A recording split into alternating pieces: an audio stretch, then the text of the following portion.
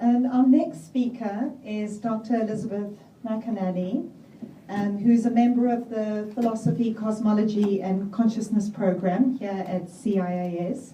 She recently completed and successfully defended her dissertation called Contributions to an Integral Water Ethic, Cultivating Love and Compassion for Water. She works as the newsletter editor and website manager for the Forum on Religion Ecology at Yale. And Elizabeth has taught classes on philosophy and religion and ecology at Pacifica Graduate Institute, University of North Texas, Diablo Valley, and the University of San Francisco, as well as free integral Tai Chi and Qigong classes at CIAS. She practices yoga and a variety of Chinese internal arts and enjoys singing and playing the flute.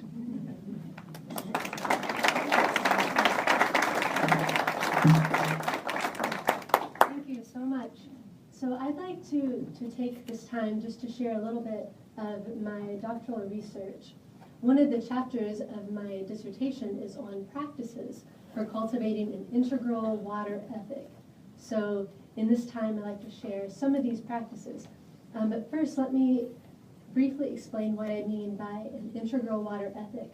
I'm drawing from the emerging fields of integral ecologies and religion and ecology. And what I'm bringing up from these fields is that all things in the universe share both an exterior dimension, an interior dimension, as well as a relational dimension. So this is called the principle of cosmogenesis, which Brian Swin and Thomas Berry articulate in The Universe Story. Okay, and we can see this in water. The typical way of viewing water is seeing that water has objective, measurable, quantifiable aspects. And the way that this is expressed is often in terms of seeing water as H2O, as a mere chemical definition. And this way of seeing water merely in terms of the objective quantities, the objective dimension, can lead and has led, I believe, to the global water crisis. Seeing water as a mere resource and a commodity often leads to seeing water as sewer, and so putting a price tag on an element that is core to all forms of life, and in the process polluting this sacred source of life. This is an attitude that we need to move beyond, and we need to move into a new relationship with water, a more integral relationship with water that sees water as having some degree of interiority, some degree of subjectivity within this. And I feel that this is expressed, this autopoiesis, self-organization, is expressed in water in the form of whirlpools and waves, snowflakes, eddies. Water is self-organizing. We can see this within ourselves. Water has organized itself as a human being that we are, as well as all forms of life. And by seeing the interiority of water, we are able to engage in an intimate relationship with water. Seeing water as a subject, we're able to dwell in a communion of subjects. As Thomas Berry says, the world is not merely a collection of objects. We're living in a communion of subjects. And so our task, our great work, is to awaken to this revelation that is at the core of the cosmos. And so how do we awaken to seeing water as having a degree of interiority, subjectivity, of seeing water as a teacher and as a guide? I think that it just takes practice. Practice listening to water in all the different forms. practicing that involves slowing down. Practice seeing the numinous sacred dimension of water. Okay? And so these kinds of practices, they can be grouped as contemplative practices. Okay? And so I'd like to share a handful. I'll see if I can get through the 6 that I talk about in my dissertation. But if not, then you can read that later. So the first practice is a very basic practice of whenever you drink water, you're mindful that you're drinking water. Okay? And so just as many religious traditions have a ritual of being mindful before eating food, the same can apply for drinking water. And the fact that we drink water all throughout the day, that gives us so many opportunities to practice. Okay? We can easily take water for granted. It's hard not to. And so what I'm suggesting is we need to practice not taking water for granted, to practice being aware every time we come into contact with water, every time we hear it, feel it, taste it, smell it with the rain. So with the practice of mindful drinking, before you drink water, you can take a moment and become aware that you're drinking water. And if you like, you could engage in a relationship with water that acts as if water has something to tell you. It might be hard to do that at the beginning, but if you take time to listen, you will hear something. Okay? So another practice, along with drinking water, is whenever you're near water, pay attention. Okay? And so I talk about in my dissertation a practice called gratitude walk.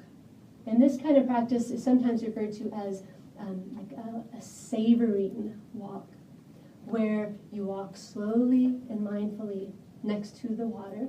It could be your favorite body of water. It could be a polluted body of water, and often that's what you'll find because so many of our waterways are polluted. And so by paying attention as you walk by water or over water or swim through water, you're able to open your heart and to allow your consciousness to transform as your conscience transforms. Our heart and mind together can be cultivated through these kinds of practices. Okay? And so one of the practices I do is whenever I walk by water, like especially over a bridge, I pay extra close attention, because water is right there flowing under. And if we can learn to engage in communion with this sacred source of life, this will change the way that we treat water. I believe it will consider how every dollar that we spend can either go toward helping cultivate a mutually enhancing relationship with water or a destructive relationship with water and our whole earth community. Okay? Every food that we eat, we can consider, can it be local? Can it be a kind of food that doesn't take more water than our local place can provide? So these kinds of thought processes can be awakened. A third practice is based on I think it's the oldest meditation on water from the Buddhist tradition, and it's a practice where you sit with a bowl of water in front of you for about 20 minutes, twice a day if you can, but once is okay too, for about a month or 2 or 3 or the rest of your life. And as you sit with this water, you allow water to teach you. You allow for the words and images and sounds and smells of water to all come up. You encourage them to come up. And you start to see the connection between the waters within yourself and the waters in the world.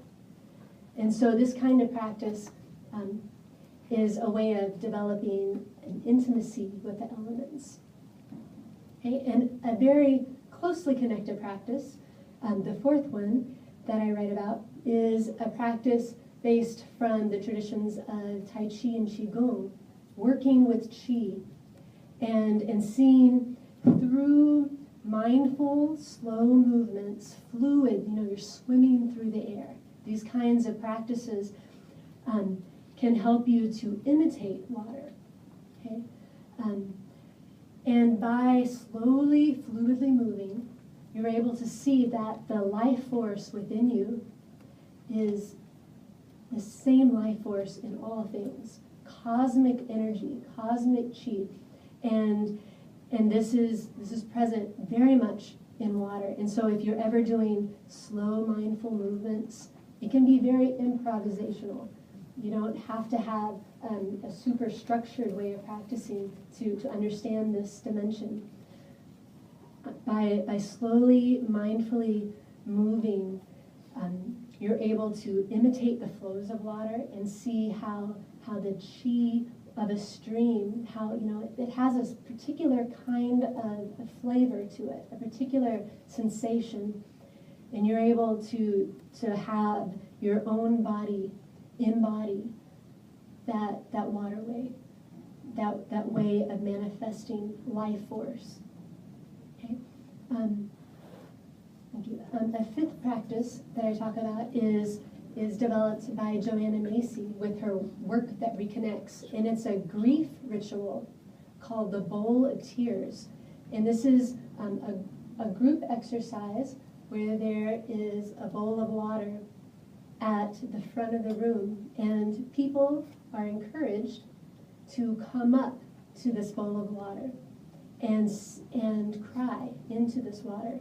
And if they have trouble crying, they're encouraged to pick up some of the water from the bowl and let it run down their face and say, these tears are for, and then you name the grief that you have surrounding your whole life, this whole world. Like what are you grieving in this world? And it could be specific to the waters that are suffering, or the people that are suffering from ecological crises connected with water, or anything. And so this kind of grief work helps us to tune in to how our tears are expressive of so much. These are our tears that the earth is crying. The human as the cosmos is thinking about itself and expressing itself. And so by opening up our hearts and being vulnerable, we're able to engage compassionately with all kinds of issues, and particularly with the global water crisis that's expressed in local manifestations.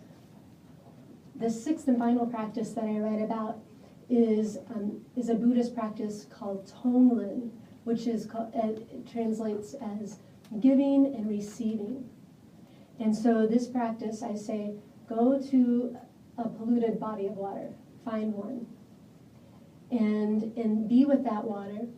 And as you're with that water, allow yourself to breathe in the suffering of that water and all the beings that are suffering from that pollution. Breathe in that suffering and then release loving kindness. Breathe in the suffering, as the tradition says, as dark black smoke, and then breathe out clear light, joy. Breathe out benefit for all beings. And so this kind of compassion practice, a training in compassion, is yet another way to allow ourselves to open our heart, to let our heart break open, and to embrace the whole world, as Joanna Macy says. And so these are just a few of practices that I've explored. But I know that there are so many practices out there, and also practices that haven't yet been thought of or developed.